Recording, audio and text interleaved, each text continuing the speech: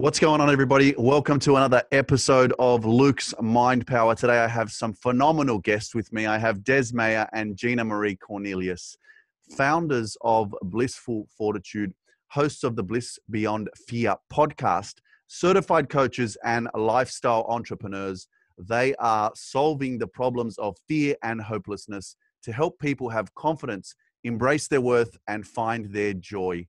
They are truly inspirational and provide a service of hope, love, acceptance, and personal power.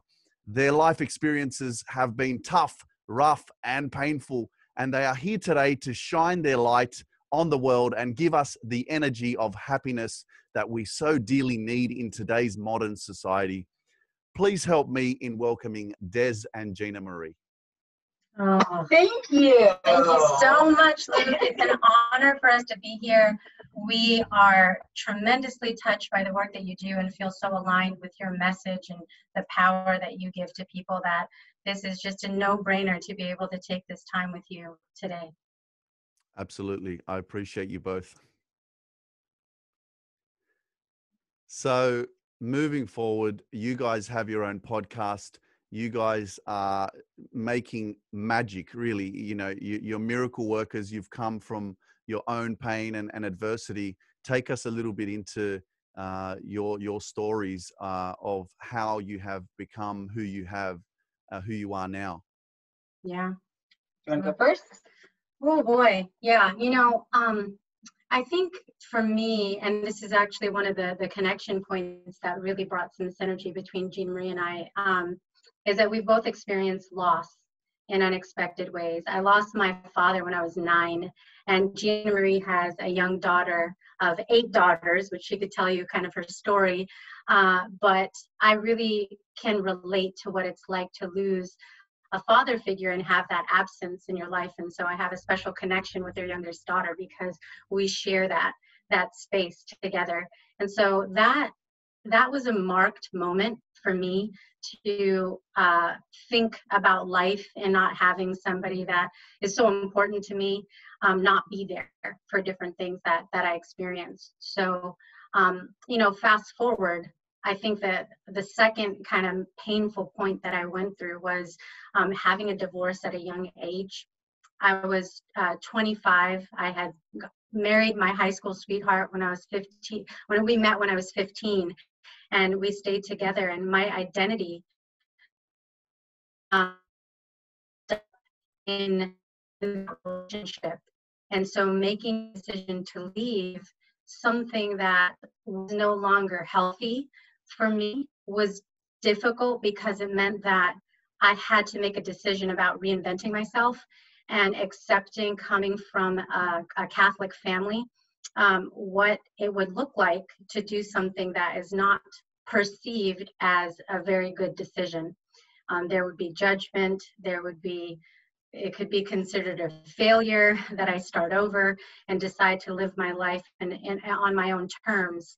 But I knew that was best for me. And so kind of going through loss and pain and reinvention has been a pinnacle for so much. I think of what we help people through now is knowing that through the pain, there is beauty, and it takes going to make kinds of decisions.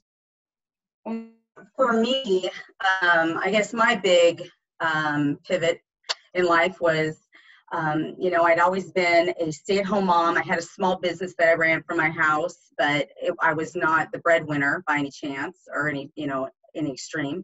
And I had 8 kids, and my husband passed away, and I found myself, okay, now I'm in charge of everything, and how am I going to do this? And, I didn't have a lot to lean back on as far as skills as an executive, but I gained an executive position. And so I quickly realized that I was going to have to do a lot of self-development and just build confidence to be able to go out and achieve the things that I needed to achieve to take care of my family.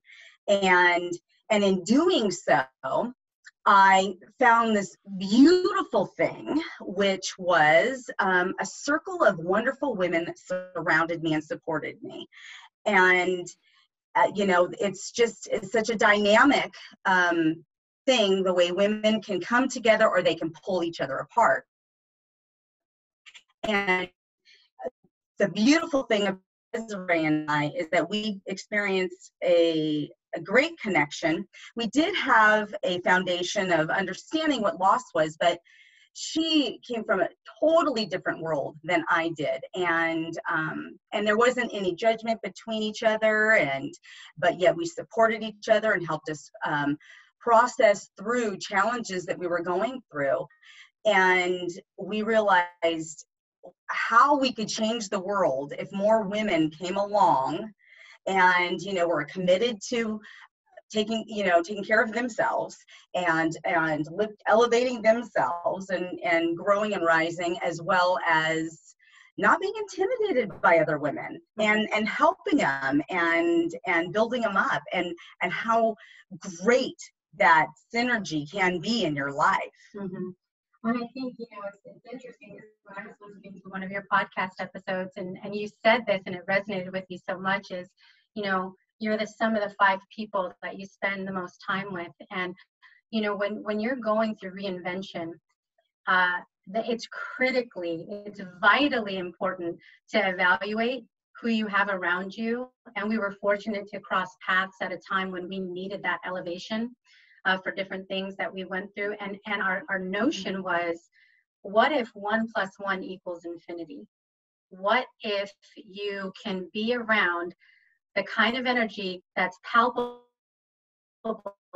and, so passionate that you actually can influence other people? And that was what we wanted to bring with our podcast, and our message is, what happens when you take your pain and you turn it into purpose, and you can really come together and have that vulnerability and not feel judged because you went through some crap, because we all went through something. Yeah, nobody's perfect, right? Yeah. Yeah. Yeah, absolutely. I live and breathe being so conscious about who I surround myself with. And that was just because of my previous life that I lived. And I came to the realization that who I had around me wasn't feeding me with the necessary positivity, belief, hope, direction that I need to. And for most of it was the fact that I needed me more than anybody else. I needed me to spend time with me. I needed to discover who I really am, because again, we are so lost in everybody else's world that we lose ourselves there, and then we forget who we are. Mm-hmm. So I think that's a lot of power there with being able to set healthy boundaries. And so how have you both been able to set these boundaries for yourself so that you can be conscious of who you surround yourself with and understand the value of your energy and being able to protect your peace? Mm-hmm. Yeah, there's energy vampires out there in the world, and sometimes you don't realize that when you don't have boundaries. And for me, because one of my strengths, but it's also something I need to be really careful with, is empathy, because I feel that connection with people's pain and the things that they've gone through, when it comes, you're in times in an unhealthy way take on problems or challenges that are not your burden to bear. And so I had to read books. I had to listen to a lot of podcasts. I needed to spend time by myself, meditating, and not feeling guilt for not crossing the boundary to solve other people's issues that weren't mine to solve in the first place. And it's been a struggle. I can say that it's something I still consciously have to work through, because it's natural for me to want to serve and to help. But I think there's a difference between being a strategic partner or a mentor or an encouraging person, and not stepping so far across the line that there is no ownership. on the other side for somebody who doesn't want to take responsibility for the different, you know, troubles or challenges that they're going through. So it's been reflective, but I don't think without that work and without being able to process it and tell people like GinaMarie, you know, here's what I'm experiencing, and have a gut check and be able for someone to tell you, like, and put a mirror and say, is that the best response that what you should be doing? And sometimes it's just someone asking you the right question. When you know the answer is inside of you, you have that gut feeling where you know that you need to draw a line. And that's been tough to put people in different areas, you know, of your life. Like this notion that not everybody needs a front row seat. They might need to move, you know, to a balcony seat or some other section. It doesn't mean you cut people out of your life, but you put them in a distance or in a space that's healthy enough that allows them to thrive in their own way and protects your peace. So yeah, it's been tough. You know, it's really interesting because Desiree is the perfect business partner for me. I can't even tell you, because where she is, you know, very empathetic, and she's, you know, sweet and everything. I'm bold, and boundaries have never been a problem with me. And so when it comes to like the tough stuff, I'm like, I'll talk to him about it. I don't have a problem. Yeah. You know, and she's like, oh, okay, can you just do that? I have to be careful not to like mow her over too, you know. So as far as, you know, for me, navigating those people that give me life in my life, I think that, like Desiree, when you are constantly thinking about self-development, and you're listening to books, and your conversations are about thriving and reaching and challenging yourself, I think, you know, people that are not in alignment with you, I think a lot of them just naturally just kind of move aside. That has been a natural thing for me, and I've naturally gravitated people towards me. I know that Desiree was definitely pulled towards me from or pulled to me by, you know, my mindset. So for me, it hasn't been a problem. I have so many amazing, wonderful, supportive people in my life. I have very, very little, negative, or I don't have to, you know, really worry about that. And I think it's maybe because of my boldness. You know, it's just.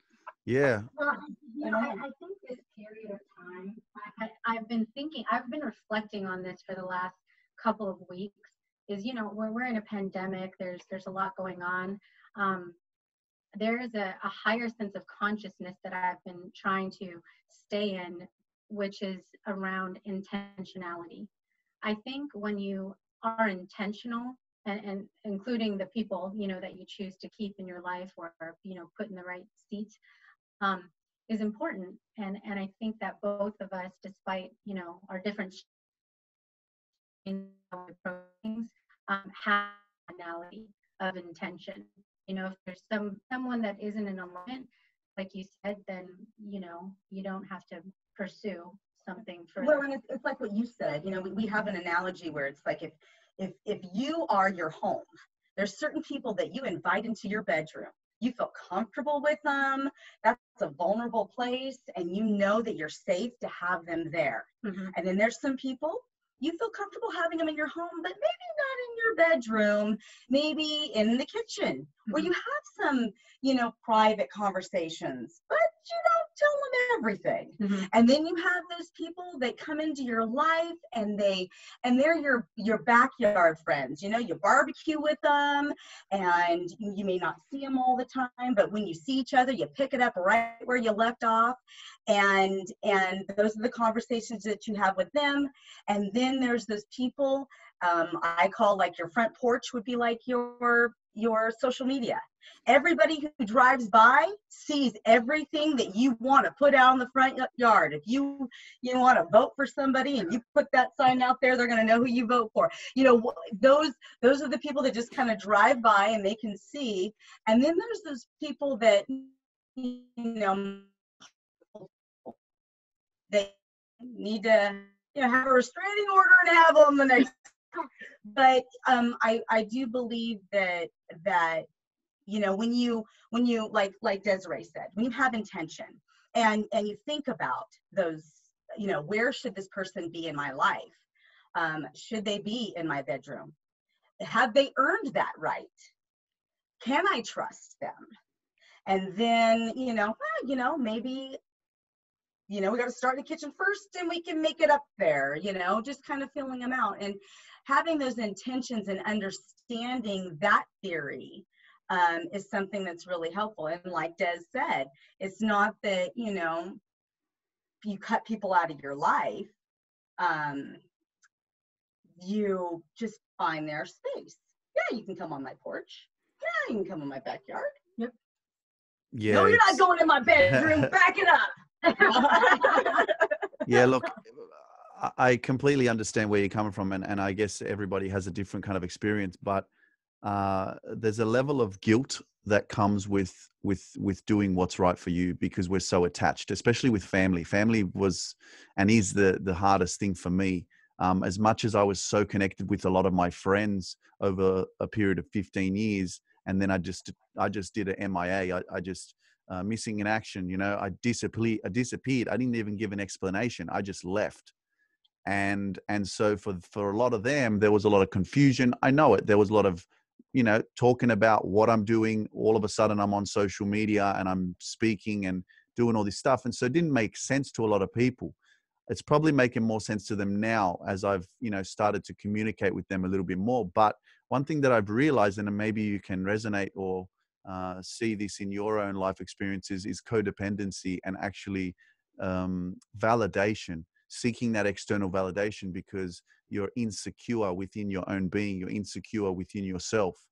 And so a lot of the times I would find myself trying to communicate a lot with other people in certain situations of my, whatever I'm going through, instead of dealing with it by myself. And so I was always asking for other people's advice or opinions and so I didn't I see that as me being unconscious because I was always trying to get that validation from others or just to feel like I was being heard. I needed to be heard. I needed someone to listen to me, right? And so I've done a complete 180, even just very recently now, where I'm so invested in my own personal growth and what I'm doing that I'm setting higher boundaries and I'm really protecting my energy and my peace because I know what I'm doing and where I'm going. And I really need me more than anybody else right now. So it is that codependency as well that a lot of people can be unconscious of because we're so used to, something's happened. I need to call my sister and tell her I've got anxiety or I'm feeling stressed. I need to call someone. It's always that reaching out for that external source instead of sitting with yourself and understanding why you're feeling the way you're feeling, why you need someone. Why do you need someone else to make you feel better? Why can't you make yourself feel better? Why can't you reach into those emotions, that energy within yourself and start asking yourself some questions and studying your own behavior? And that's why, again, we have all these external platforms, doctors, psychologists, physio, everything like that that's external to help us heal. When the one thing I learned from the Shaolin Temple was that you are your best doctor. And so, I resonate with that. And one of the things that why I gravitated to you when I started seeing your work was feeling like there was that kind of reciprocal experience going inward because your personal story with the drugs experience and just going toward things that are temporary. I've experienced that too, and it's the validation, like you said, and a lot of times it would be mostly from other people. Of if you could get the compliments and the notoriety from different things, then that would make me feel better.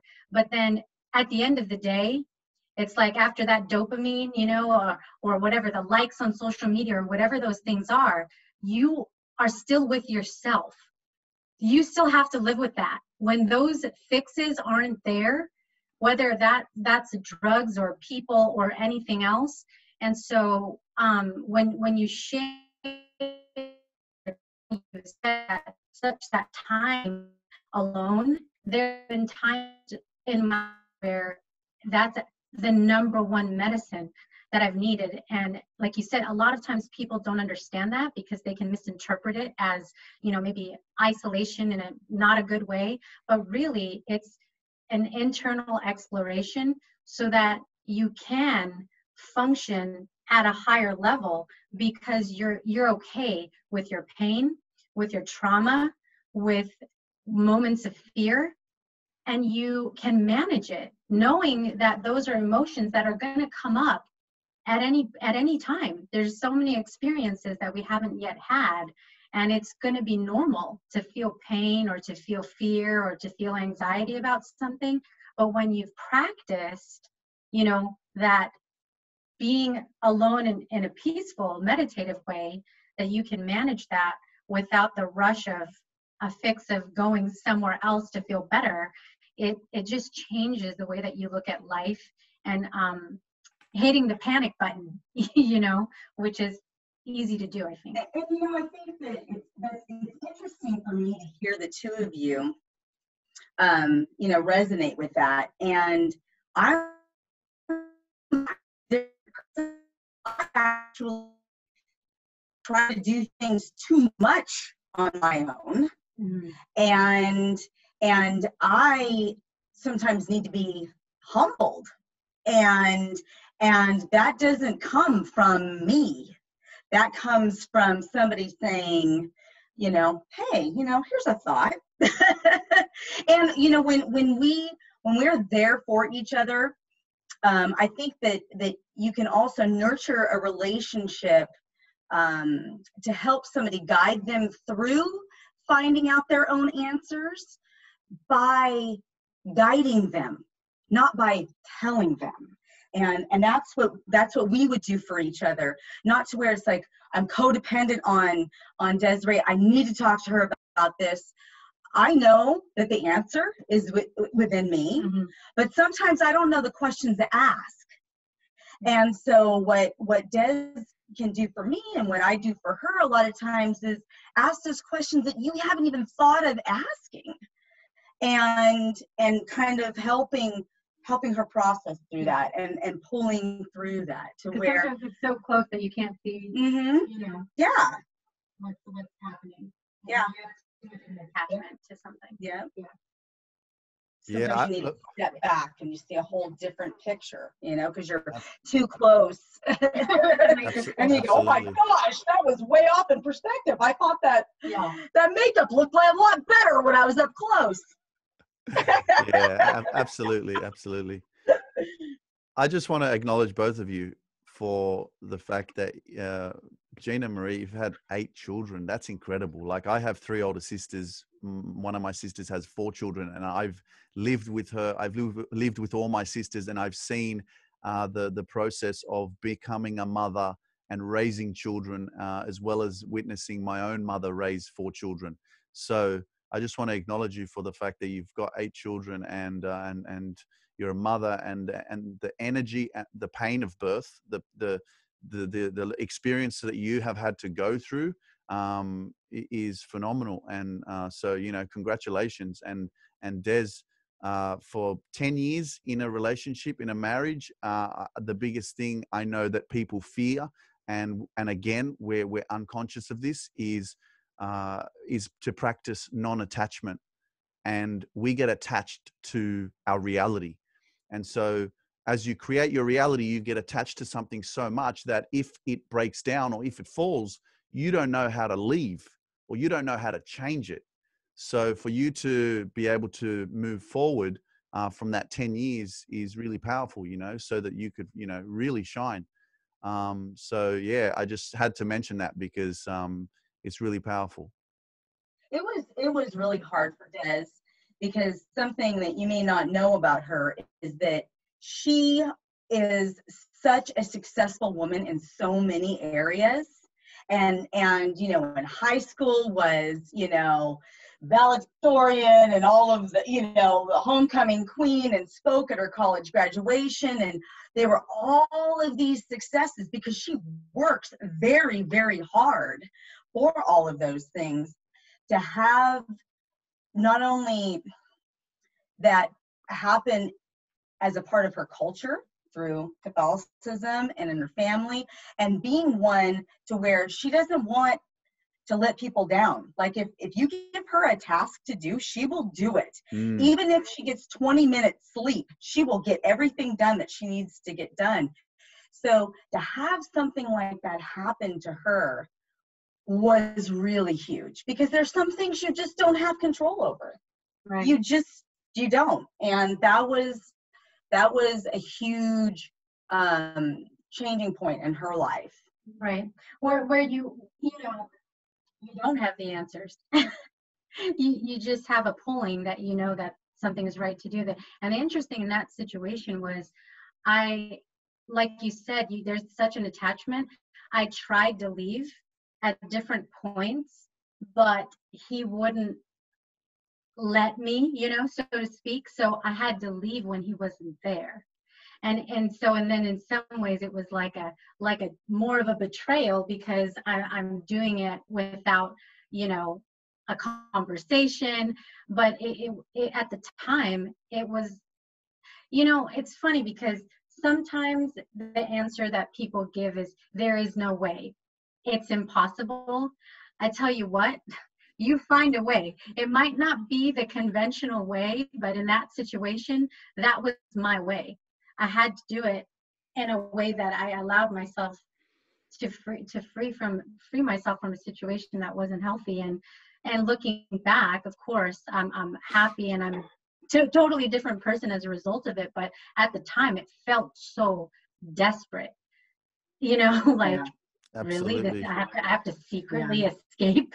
This is crazy. I think if you're listening to this right now and you're faced with something that is a challenge and you think there's no way, I have kids, I can't do this. I didn't even know where I was going to live. I don't know.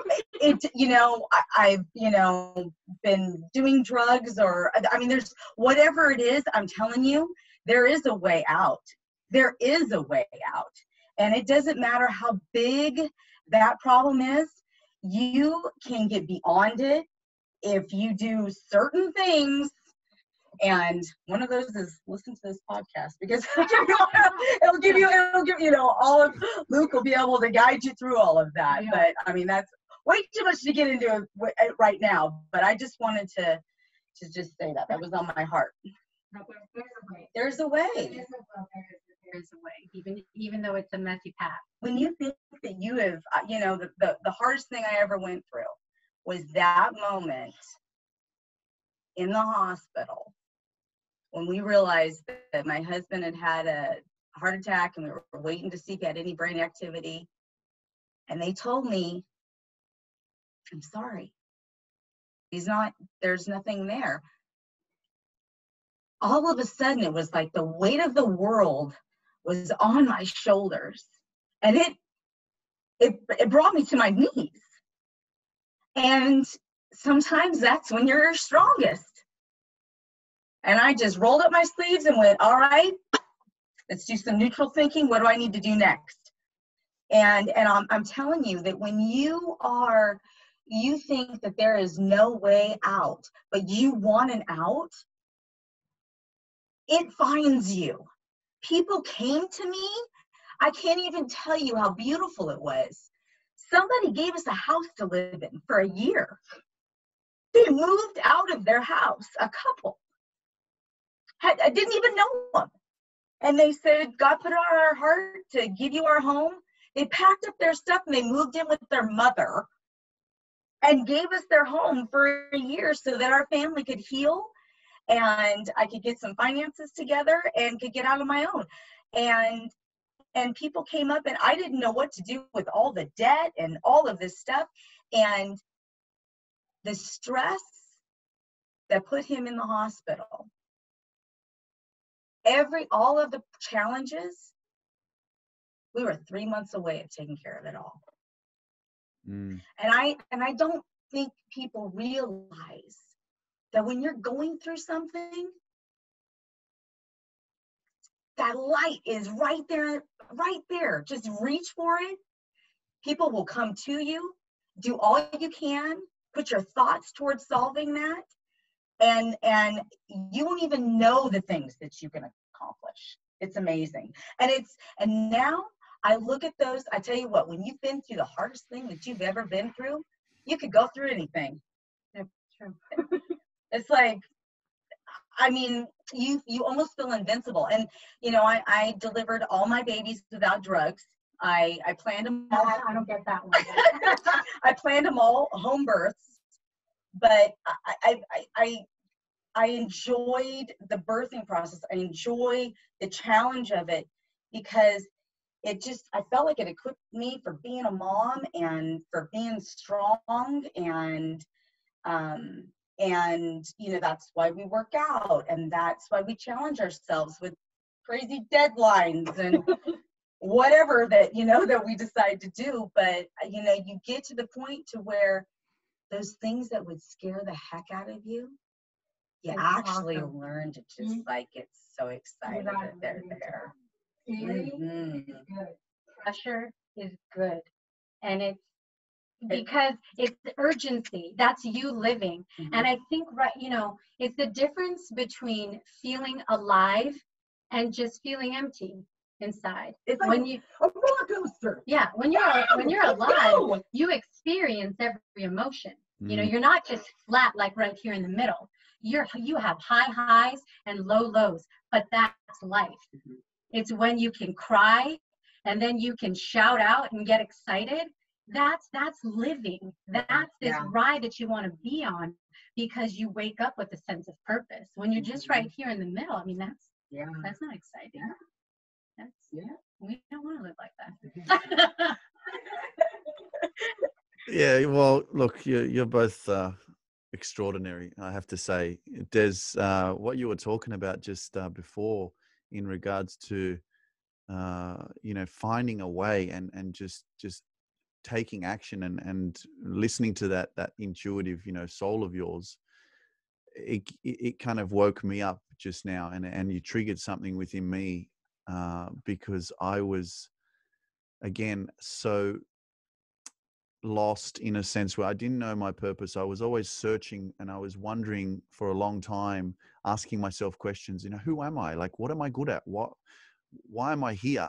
And I just couldn't find it. It frustrated the hell out of me because I didn't like school. I didn't fit in. I didn't like studying. I didn't know what to like, which direction to go. So I just allowed whatever happened to me, just go in whatever direction I did. And now, you know, and that was with, you know, being connected to my family so deeply, my friends, you know, materialism. And so I get to this point now where all of a sudden I find something I really enjoy. And so now it's been nearly 2 years. And now I sit here and I'm like, this is where I'm at. This is why I need me to separate myself so that I can, the last 15 years of my life, I've given to everyone else. So give me a break. I need me. Let me go. Leave me alone. Like, that's how difficult it is because you're so connected to your family. You're so connected to your friends. You're emotionally connected. And so when you decide to say, I don't have time for your birthdays right now, right? That's the hard part because, you know, on the flip side, you can say, but what if tomorrow doesn't come? Or what if that's the last time you're going to see that person? Right? And this is the challenge that you have to discern of what is more important and what do you value? You know what I mean? And can you give your energy to everyone while you're building yourself? And through my experience, you know, this is where for me, it's about being relentless. It's about actually just, you know, I need to put myself through this so that eventually I will come through that tunnel, and then the more I help myself, the more I can help others, you know, but I need me.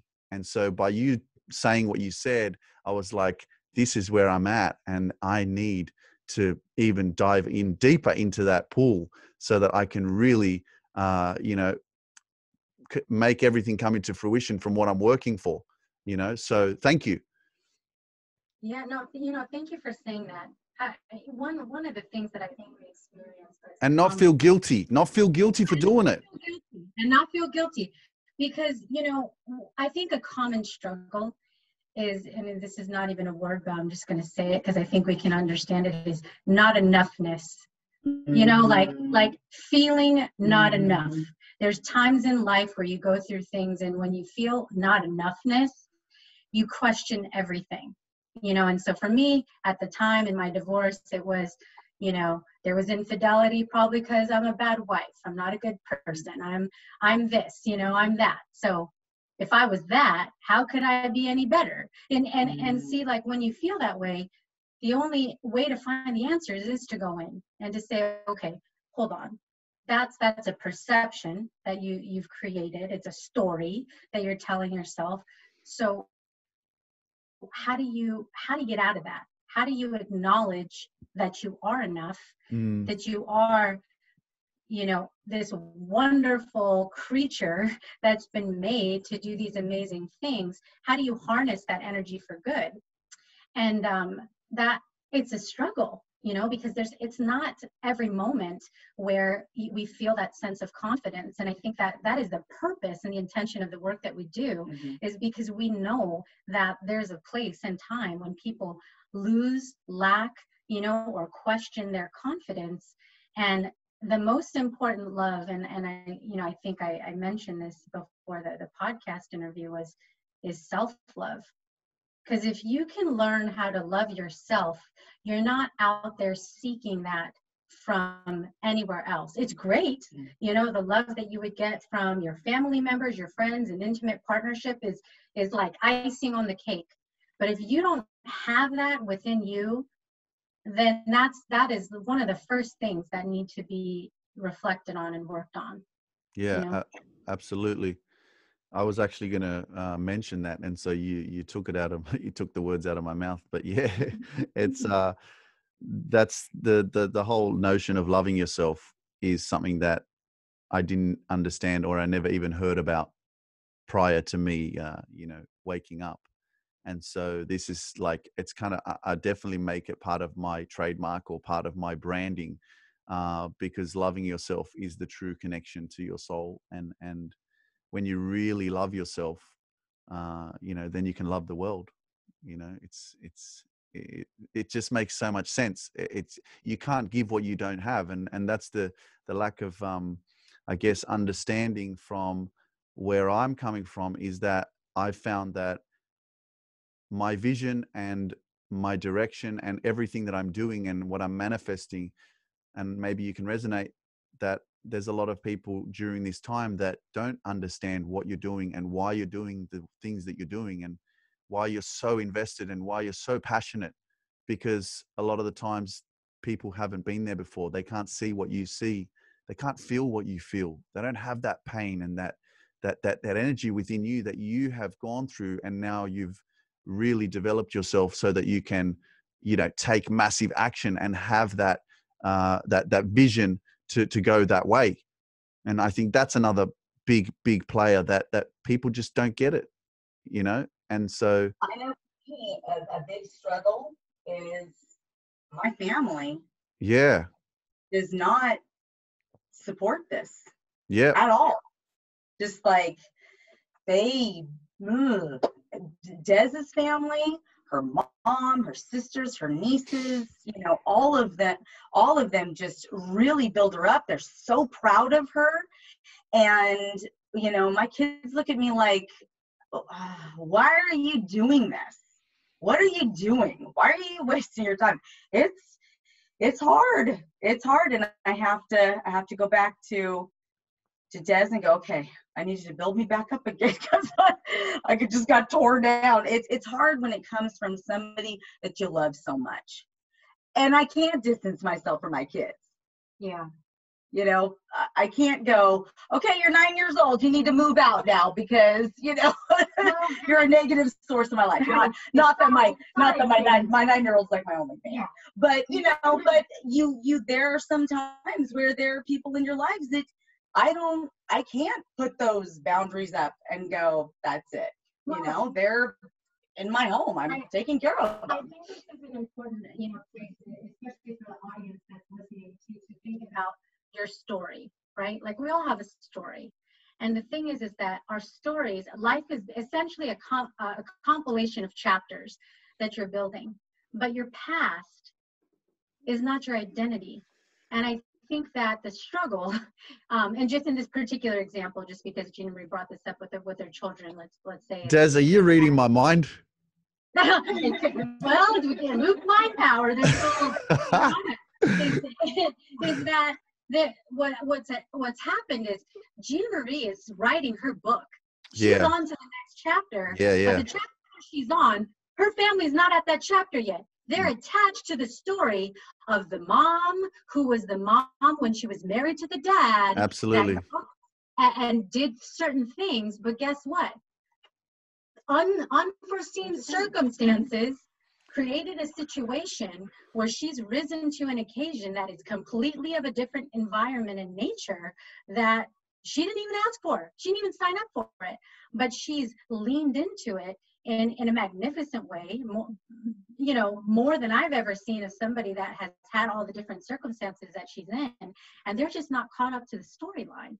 You know, they're on chapter 1, and she's on chapter 10. And so that's one thing I think, you know, for anybody listening, whether there's people in our lives where it is like good friends, even family members, other, you know, entrepreneurs out there that you know, maybe work with, is that own your story and be okay with it, with a book that you want to write because it's yours and you tell it how you want to. It's not someone else's story to tell. And that's also a sense of, you know, depth that you have to find, because it's easy to lean into the stories that other people want to hear, the other things that people want to feed you and say, well, because you were this, that must mean that you should be that. That's someone else's desires for you. That doesn't necessarily mean that's the desires for yourself. You know, I think that you know, I've had some experiences in my life where I, you know, talking about boundaries and cut people off and push them away, and I didn't have the humility to do it in a way that would, I don't know, I think I've scarred some people from doing it the way that I did it. And I think that when I look at my kids, you know, obviously this is a situation that I can't separate myself from. It's there, it's going to be there. I can't. I have to have compassion and look at them as they just don't know what they don't know. And okay. And sometimes it's hard because I gotta have thick skin to be able to say that and really feel that when somebody you love so much doesn't support you and makes you feel like you're being selfish, you know? But I just have to go, okay, they just don't know, you know? All right, put that in that box. Absolutely. Bring it back to, it's not selfish, it's self-care. And again, it really is a matter of desire, of urgency, from that inner connection within yourself, to understand yourself, as to trust yourself, why you're doing the things that you're doing. Because again, no one else can see your vision. No one else can feel what you're feeling. And that's the challenge that we're faced, but yeah, that's really powerful. Yeah, we are not our old stories, as you mentioned, Des, and the most important love is self-love. And yeah, it's super powerful. But GinaMarie, that story of adversity and pain, to go through what you went through, and to have 8 children experience that with you is truly inspiring and phenomenal. As coaches, what is the biggest thing that you find that is the problem that's causing people to not feel fulfilled, or to not be living their truth? What is it? For me, it's fear. Fear is a constant worry, because it keeps people from moving forward. The fear of failure, the fear of not having an outcome that's desired, the fear of, I think it's an easy place to go to say, to create all these what if situations. And so for me as a coach, it's just flipping the question to say, yeah, okay, what if you fail? But what if you succeed? Yes. What would happen if that happened? It's flipping the question. And we do this to each other, because sometimes we get caught up in our own little, things. And it's like, well, what's the worst that could happen? So I like playing that out with people, because when you say, what's the worst that could happen? And then they say, well, they could get mad at me. Okay, is that bad? Oh, not really. Okay, well then, if that's the worst that could happen, would that stop you from having that conversation you need to have, to tell somebody that the thing that you need to say, or to go for that job? And okay, so you don't get it. All right, take the next job. I mean, that I know I'm making it maybe sound oversimplified, but it really is about asking the right questions so that you can play out the scenario and recognize that, and break down that fear. Yeah, that process breaks down that fear. Mm-hmm.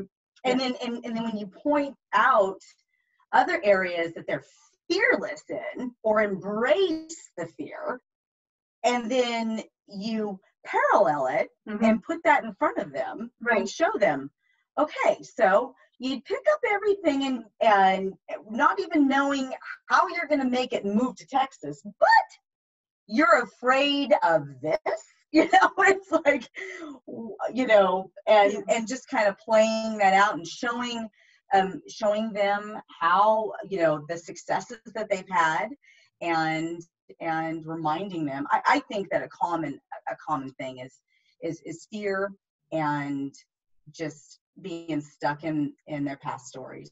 Yeah. Mm-hmm. And so when you can, people don't recognize their own power. So what happens is that we get triggered. And when we get triggered into something that didn't go well, it makes us afraid to do that again.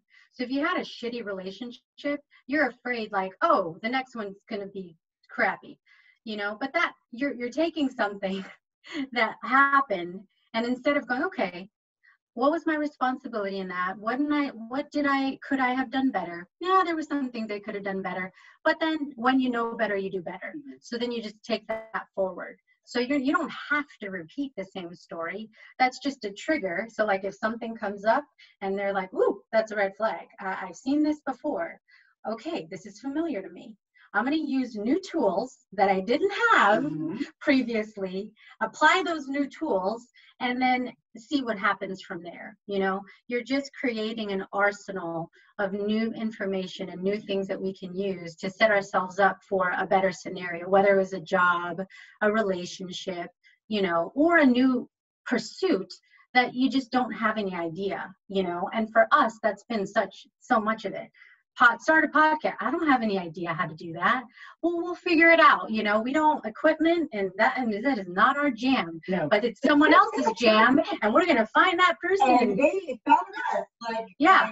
You become really resourceful when you leverage the talents of other people around you, and you get good, you know, at leveraging your own talents. You just kind of create a little party of people that have good strengths, and that's another thing that you humble yourself. Is it's okay to not know everything.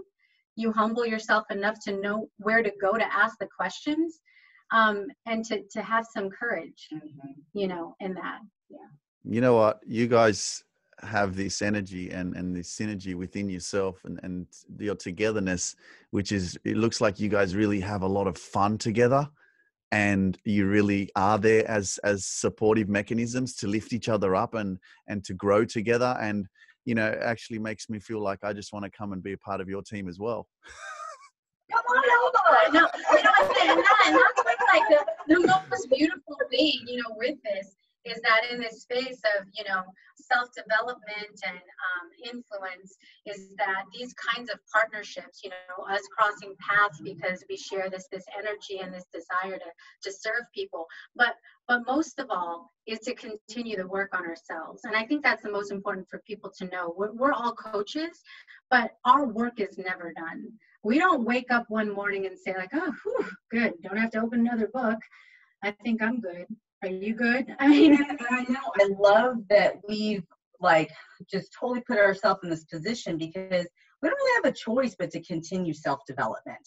Before we're going to do a podcast, we don't just sit down and go, okay, what do you want to talk about? I mean, you know, it's about a book that we've read, or it's something that we're diving into and we're learning about, and we're constantly exploring and just putting more into us so that we can spill out. We stop doing that, and this is all going to stop. Yeah, that is, you know, we always, when we came together and wanted to do this work, it was about and is about being mission-driven messengers.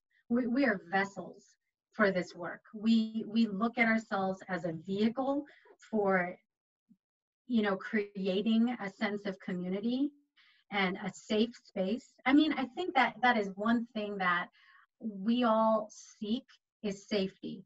We want to be able to say what we want to say in an authentic, vulnerable way without fear of judgment. And because we've both experienced judgment, we know what that's like for people to go, ooh, that decision? Why are you doing that?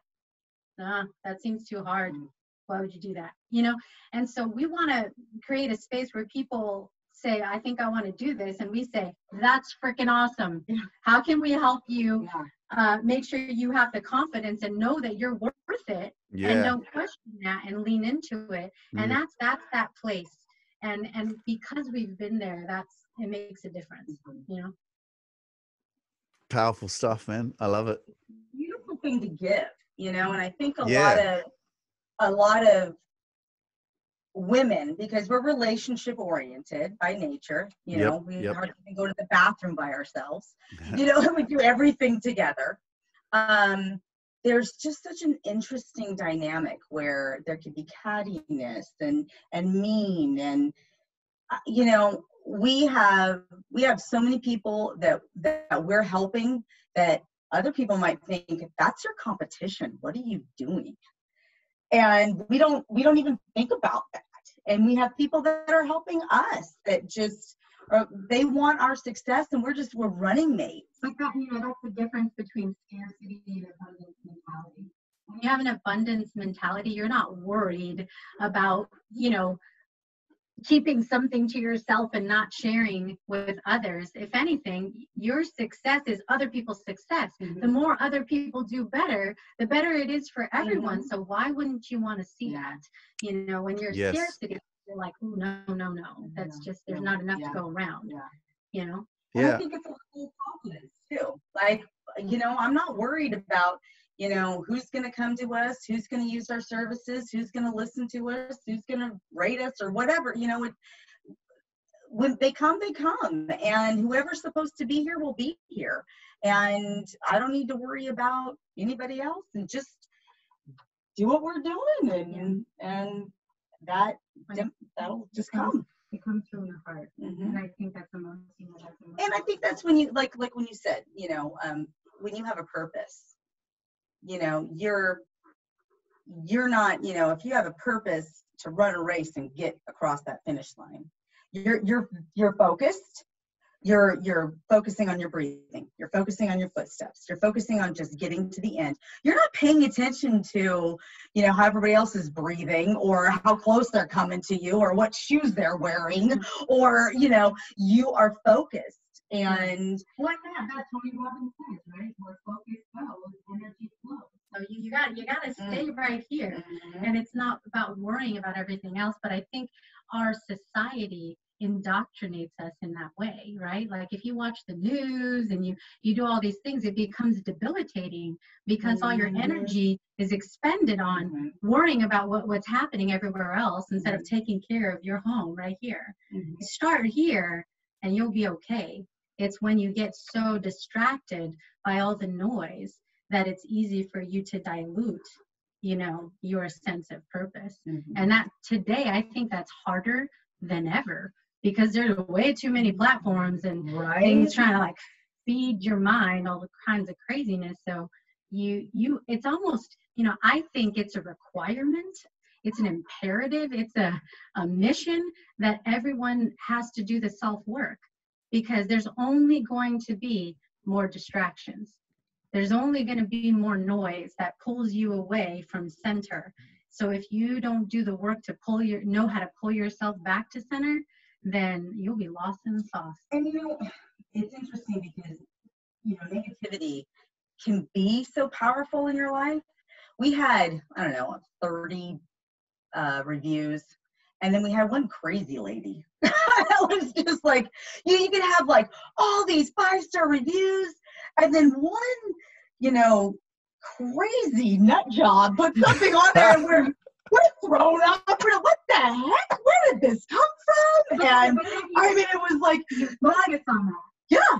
It's like all of this wonderful success, all of this great accolades, all of these things that we've accomplished, and that one little tiny thing was like, what in the world? And we have to learn how to get over that, because once you start, sticking your head above the crowd, you're going to get some tomatoes. You got to be okay with that. And then I know that I'm not everybody's cup of tea, and I'm not worried about it. I cannot be. Maybe this comes from being a mom of 8.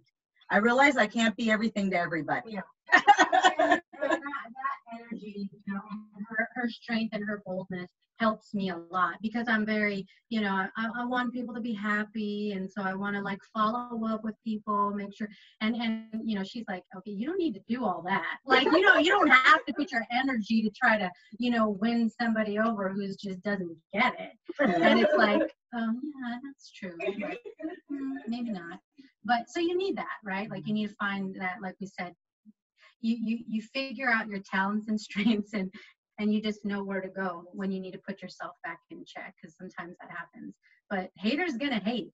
So it's, Yeah, look, if you're talking about negativity and positivity for me is a superpower. And it's one of the reasons why I was able to grow so quickly, because I just distanced myself from everything that wasn't giving me positivity or adding value to my life, So again, I truly believe that you cannot give what you don't have. And if somebody is successful and you're not successful, and you want to show them love or give them positivity, but you haven't experienced it yourself, well, you're just gonna project negativity or scarcity or fear, or what I mean. So I truly believe that, but that happens in every aspect of our life experience. And so I guess pay attention to that now. That if someone gives you some sort of lack or no support or love, it's because they don't have it within themselves. If you can't love yourself, how can you love others? And it is through these life experiences that we've been through that a lot of people are still unconscious a lot of people have been conditioned and programmed through certain experiences in their life that they just don't have that connection with their spirit. And when you don't have that, and you're not living in that pure, abundant state, then, you know, it's not their fault. You know, it's kind of like, I'm trying to get used to the fact that there are still people that don't support me, even though they say they do, or they may show that they do, you know, or I get some comment on my TikTok or something that, you know, whatever, or you're talking shit or doesn't make sense what you're saying. And all of a sudden you look at that one person out of all these other people that are supporting you, and you get triggered and you're like, what? Right. But it's really bringing you back to that awareness that, you know, you can't give what you don't have. Yeah. If you are love, then you'll project I on. think that's another thing I appreciate about Desiree and what we're doing, and we're doing this together, which is a very unique. It's not often that a woman team come together to do what we're doing. It's a part of our message is, you know, women coming together and being there for each other. But I think one of the things that's just so great is that I found somebody that is so opposite of me that she really helps balance me like that, you know. Amazing. Because she has this sweet empathy. She reminds me that I need to be a little softer. And because I have a boldness, I can give her that encouragement to be stronger. And I'm telling you, we are just, she's left brain, I'm right brain. She's, you know, she's analytical, I'm creative. Like everything she hates doing, I love doing. Everything I love doing, she hates doing. I mean, we're the perfect business partners. And once again, I mean, it's about coming together and loving yourself and loving each other.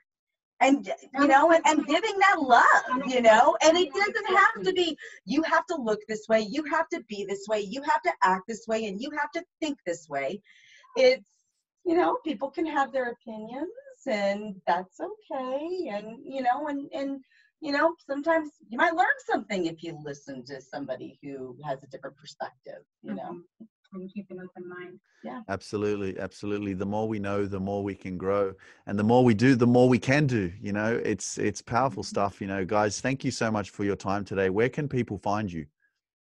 Yeah, they can find us on Facebook, Blissful Fortitude. We have a Facebook group, Blissful Fortitude Circle.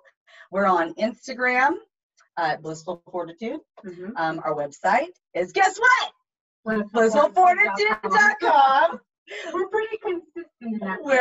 We are on Apple, Stitcher, anywhere that you can get podcasts for our Bliss Beyond F.E.A.R and we also have a 1-833 number. Yep, it's actually 1-833 My Bliss. It spells My Bliss. So 1-833-692-5477. People actually can call us, leave us a voice message, and when we get back to people. Yeah, and if you have a question, we get callers that call in and they have questions about relationships or life or how to navigate different things. We love to process that with you. You can leave a message, ask us to talk about it. So we love that. We love taking what's really happening, you know, with people right now today that they're going through and turning that into something useful that other people can maybe benefit from, because maybe they're experiencing it too. Absolutely. Guys, you are really extraordinary. I'm so grateful for this time and this energy and this space that we've been able to share this. And you've got so much wisdom, and there's a lot of shame around a lot of different experiences that we go through in our life in that present moment. And a lot of the times we can't see in hindsight because we're hurting, we're confused. And so to have the gift of communication and the way that you are able to present yourself and share your stories with what you've gone through is truly inspirational. It's very heartfelt and really touching, and it's really inspired me as well. I'm sure it's going to inspire whoever listens to this podcast or who's watching. And I'm just so grateful for your time, and I really appreciate you both. And I look forward to staying connected with you guys, meeting you guys in the near future. and just cheering for you all the way. And I look forward to, hopefully sharing the stage with you one day, or working with you, because you guys are really on a mission, and you're really changing people's lives. Thank you so much for this opportunity. Yeah. It means a lot. We love you so much, and we love your work, and so it's mutual. And we love spreading the messages that you share. I'm always, sending a message to somebody, going, "Oh my gosh, did you see this? It's freaking awesome!" So it goes both ways. We look forward to collaborating with you more, Luke. Thank you so much. Thank you for what you're doing. Thanks, guys. Thank you. Bye.